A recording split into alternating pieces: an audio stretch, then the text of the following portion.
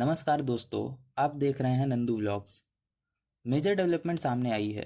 भारत सरकार बताया जा रहा है कि 7 मई को सिविल डिफेंस एक्सरसाइज कंडक्ट करेगी 244 सिटीज़ में, जिनमें यूपी की काशी, प्रयागराज, लखनऊ जैसे शहर भी शामिल हैं।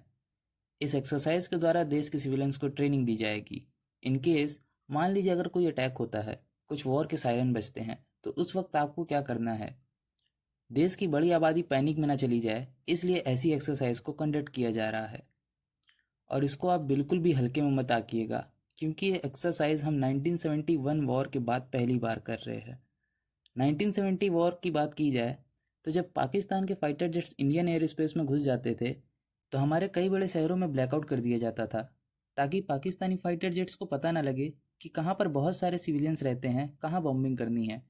हमने हमारी बहुत सारी मिलिट्री इंस्टॉलेशन को भी कैमोफ्लेज कर दिया था, ताकि ये ढकी रहे। इवन ताजमहल को भी बताया जाता है कि एक बहुत ही बड़े ग्रीन रंग के कवर से ढक दिया गया था, ताकि पाकिस्तान की एयरफोर्स उस पर बॉम्बिंग ना कर पाए।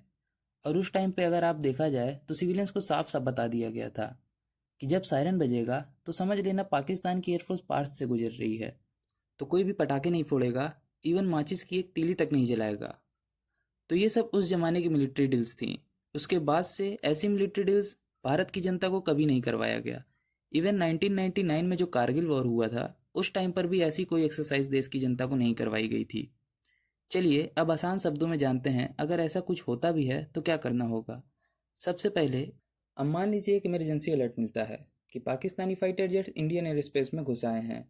सबसे पहले सायरन बजेंगे, एक लाउड कॉन्टिन्यूस अलार्म, जिसका मतलब होता है air red warning.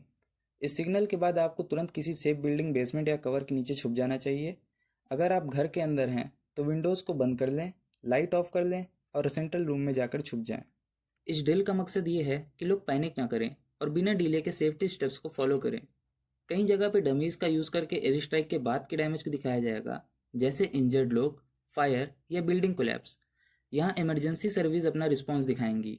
Fire brigade, ambulance, police सब मिल के एक रियल लाइफ सिनेरियो को क्रिएट करेंगे।